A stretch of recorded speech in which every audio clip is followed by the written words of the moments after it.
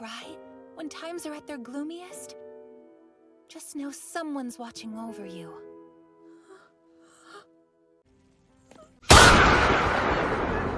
Ice time. Oh no!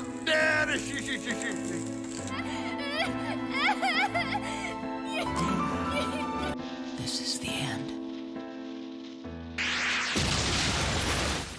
People in anime have by far the saddest backstories for no reason at all. Like, I could be chilling one episode, then it's the saddest thing I've ever seen for the villain that the main character just beat. Like, damn bro, you should have said something before they did you like that. And I swear at this point, these mangakas making it a competition for who had the saddest backstory. Like, they just add stuff for no reason at all to make it more depressing, like they're gonna win a prize. So that's why today I decided to go over the saddest anime backstories that I've seen over the years and decide which is the worst once and for all. Starting off with Acrobatic Silky. Now, Dandadan has some of the saddest backstories I've seen, and most of the time it's back to back for each new villain. Starting off from the beginning, Okarun and Momo are fighting off Acrobatic Silky, and she's low-key beating their ass, and all they could do is run. Eventually they get caught, but it turns out the whole time it was a trap to keep her in place, where Okarun gets the chance to finally put the beats on her. And just look at the way they had her looking after just one hit. After that, they go to check up on Aira, and as they're checking up on her, they realize that she is dead. And with terrible timing, the spirit gets straight back up. Don't know how to stay down. But she gets up not to fight, but instead save Aira from dying by giving up her own life. And as Momo puts the two souls together, we get her crazy backstory. So it starts off with Acrobatic Silky in her past life, where she is on a bed looking all depressed and exhausted from doing things that I can't say on YouTube. But when she opens up the door to her house, we are met with the one light in her life that keeps her going, her daughter. And it's like all of a sudden, all of her pain goes away. Then it goes on to show us this heartwarming, but also heartbreaking montage of how Acrobatic Silky was really just a good mom, as she works multiple jobs to pay the bills. It doesn't matter how they make her feel or how bad they are. Not only that, but she doesn't let work consume her life,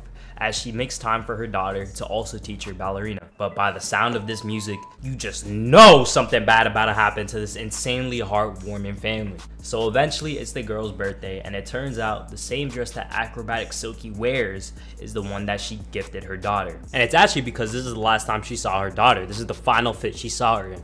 This is because some loan sharks, I'm assuming, come by the place and just beat the hell out of her. And the scene is just gut-wrenching with her daughter crying in the background, and eventually they go to take her daughter too. And of course, she is not gonna let that slide.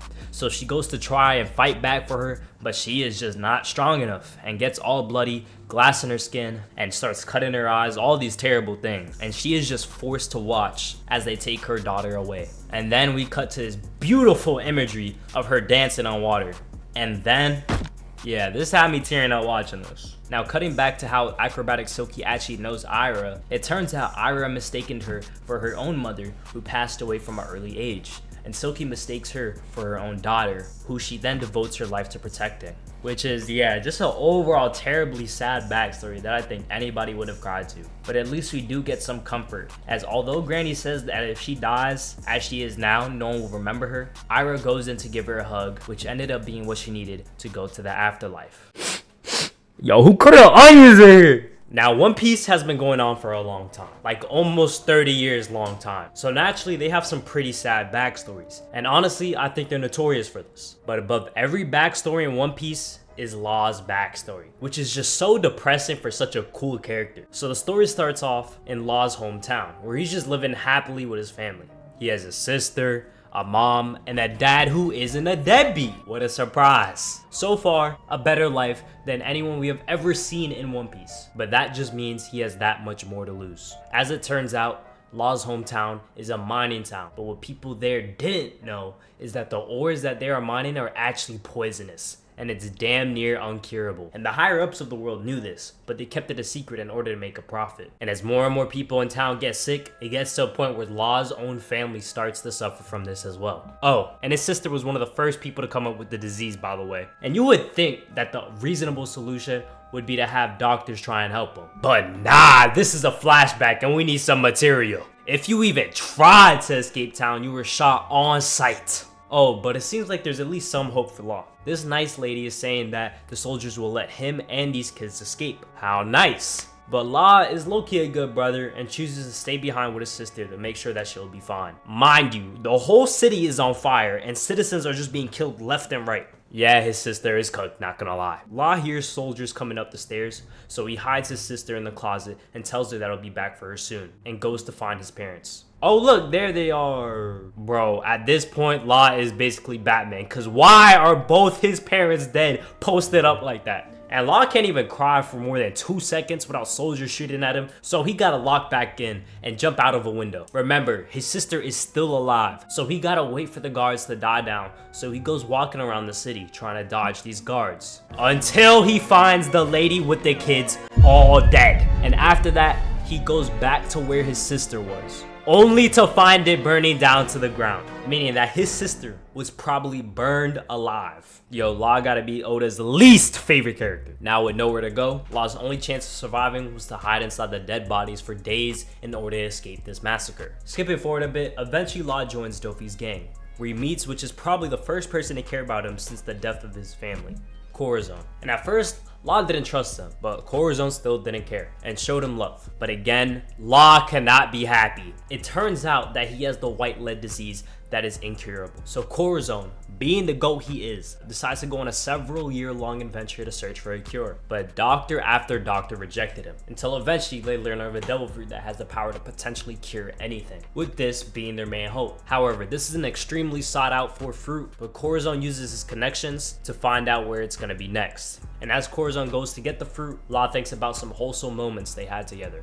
Damn, it would be a shame if Corazon dies, right? Anyway, Corazon sets off this pretty good plan where he creates a big fire to distract everyone away from the fruit and takes advantage of his own fruit power that makes everything silent. I thought it was cool here how they got rid of the sound effects and just kept the voice acting. Of course, he's able to get the Ope thanks to his insane setup, and just look at his face knowing that Law can live a long life now with the help of this fruit. But even with all this sauce, it made me forget that he is just a fodder marine. So he slips and falls straight into the enemy's hands, completely selling the back. Somehow though, he's able to clutch and make his way to Law with the fruit. I also love moments like these where Law is second guessing himself if he will actually live if he eats the fruit. But every time Corazon is there to ensure him that everything will get better. Yet, Corazon did still sell the bag and got shot one too many times before making it to Law. But luckily, Corazon had the Marines on his side, and because he was wearing a wire the whole time he was with Dofi, he had enough evidence to lock this man up for decades. He tells Law to go to the Marine ship to hand them the info so they can both get off the island and explore the world together. Now Law, with the information, goes looking for the first Marine he could find. And thankfully he finds someone quick and gives them the information. Wait, is that Hockey Man? Oh no, and he bringing it to Corazon too? They're cooked! He gives both of them a beating and tells Dofi there's a snitch. Corazon and Law manage to sneak away, where they share one last heartwarming moment before he hides Law in a box while Dofi shoots him right outside. Whole time Law is crying, and knowing this, Corazon doesn't dare to die, because if he does, they will find Law as he walks away. Grateful for all the times they spent together and remembering his lesson to keep on going no matter what, Law kept it pushing. And of course, we cannot do a video about Saddest backstories without Robin herself, with her story being almost as sad as Law's. So it starts off with a grown woman flaming Robin, calling her a monster because she hit one of her kids. Which is just wild, because imagine arguing with a dang near 8-year-old when you're pushing 60. Either way, Robin doesn't say anything and makes her way back home to an empty house with a note on the table. And it basically says, you know how it's my favorite child's birthday? Yeah, so we all left to eat at a nice fancy restaurant and left you at home. But don't worry though, we left you some bread and jam on the table. P.S. Don't eat too much jam. Like, what do you mean by that? I'm crashing out right then and there eating everything on the table, bro. Forget about your jam. This is the equivalent of your family buying McDonald's while you're sleeping and didn't get you anything because you were sleeping. That's how you already know Robin's life is tragic. On top of that, she gave her like 1,000 chores to do. The audacity of some people, bro. Thankfully though, Robin does have some people she could turn to as she goes to visit the archaeologists of the island of Ohara. And there they throw a big surprise party for passing their test to become one of them. There they explain the purpose of their mission, which is to learn about history and document it. But there's only one thing they aren't allowed to research, which are the poneglyphs. And if you're caught researching them, well, you're cooked, buddy. So remember this for later. Although it's illegal to research, Robin knows the archaeologists there were studying it, but they tell her it's important to keep it secret. Oh yeah, I forgot to tell y'all, but those parents at the beginning aren't her real family, as her mother left her a long time ago. So what I'm assuming is research the poneglyphs. So she is a deadbeat. Later, Robin finds this obese man beached on the island who needs water. So being the good person she is, she gives him what he wants and helps him recover. And while they're talking, he asks her if there's a town nearby and responds with, "That's a shame. I suppose beggars can't be choosers, but a deserted island would have been nice, you know?" Like, what do you mean that's a shame? What's about to happen? But they manage to get along and he starts busting out this weird eye laugh. And they share a moment where they both laugh together. He tells her that she should laugh more because it looks better on her. Oh, and his name is Saul, by the way. He acts like a good father figure towards Robin, giving her good advice and even teaching her his laugh. Robin's living a pretty happy life now. Okay. Skipping forward a bit, Robin tells Saul about her mom and how she is searching for the poneglyphs, and he asks her if she remembers her mom's name. And bro literally passes out after realizing that not only are the Navy coming to kill all the scholars, but also that her mom might be here too. Robin goes running back to the scholars and finds them all lined up ready to be executed, and they basically explain what was really happening during the Void Century, which had to do with the poneglyphs and all that. This leads to the rational choice of nuking the island because they can't risk this info getting out. As they take the scholars and her mom away, Robin realizes who her mom is since she hadn't seen her in such a long time. And they have this crazy back and forth of Robin calling out to her mom while she tries not to cry and deny any relation to protect her daughter. Until she yells that she could read the poneglyphs just like the scholars, meaning that she's gonna get executed too. So she basically becomes a target now, but thankfully Saul comes in to escape with Robin. As Robin gives one last goodbye to her mom, she leaves with Saul. Now for the standoff, where Saul actually goes crazy and takes down an entire Navy ship. He might not be a fraud. His plan is to take all the attention away from Robin so she can escape on the ship with the rest of the citizens, which all goes down the drain when Saul's friend pulls up Aokiji the ore farmer. Bro, he pulled up with a tough hit too. In the middle of their conversation, the ship with the entire town of Ohara gets blown up, shaking everybody to their core. The Marines make the excuse that one of the scholars might have snuck on board and they couldn't risk that, but yeah, we know what you did it for. Aokiji second guesses what he is really doing here for a moment, but then makes up his mind and freezes Saul right in front of Robin. Before Aokiji comes to finish the job, Saul tells Robin that although she will be alone for now, she will eventually find people who will accept her, even saying, "No matter who you are, ain't no one born into this world to be alone." Truly bars. He reminds her with his final words that when things are bad, do the laugh that he taught her and to keep pushing. Oh, nice time. Oh no! Dad, your friends are out there at sea waiting for you, Robin. All you gotta do is find them. Share your life with them and never let them go.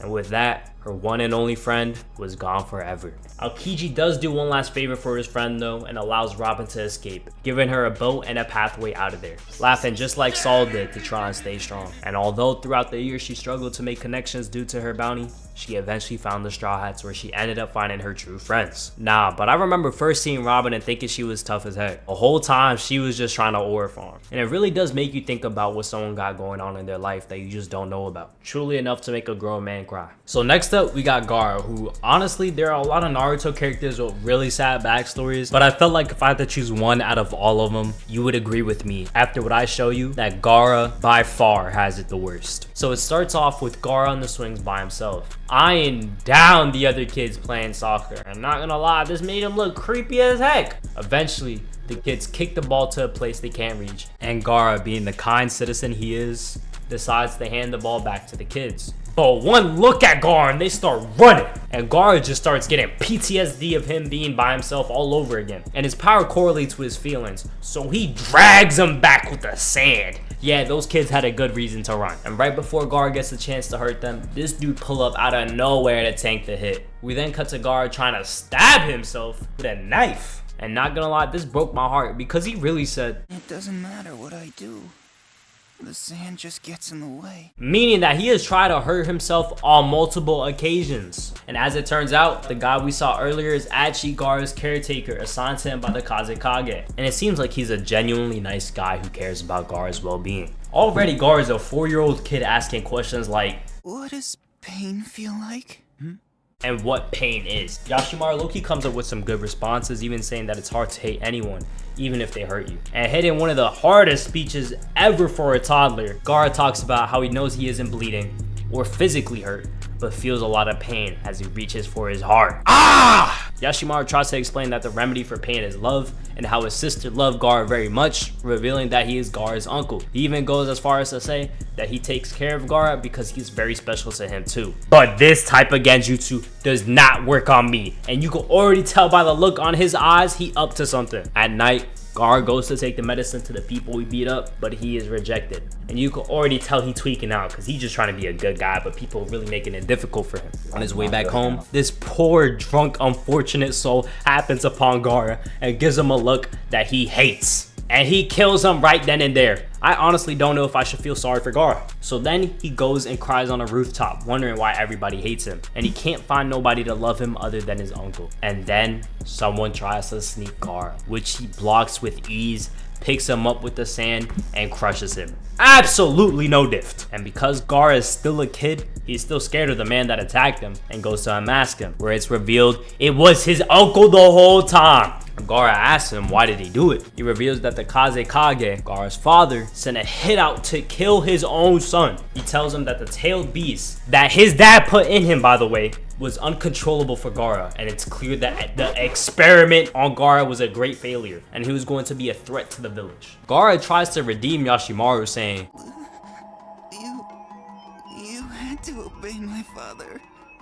You didn't have any choice. Then he tells him, nah, I had a choice. That choice was to volunteer to kill you. And that deep in his heart, he always hated him. All because his sister gave birth to him, but died while giving birth. He tells him that his birth-given name means a demon who must only love himself. Which it turns out bro was straight capping to make his childhood tragic. That's crazy. And then he had the audacity to reveal a bomb on his chest and tell him, please die for me. Oh nah! But luckily Gaara is able to endure through life to the point he could find people that love and accept him. Truly a story of redemption and to keep on moving no matter what. Now for an honorable mention, Tanjiro and Nezuko. Sadly, well actually not. I'm not gonna lie, getting your family killed just ain't even enough to get on the real list. The real tragedy was watching that movie in 4D and making it feel like I was the demon. They was straight up throwing water at me, hitting me with pressure blasts, and ragdolling me through the entire theater. 10 out of 10 though, would watch again. Nah, but seriously, I do feel like out of everybody here, the worst backstory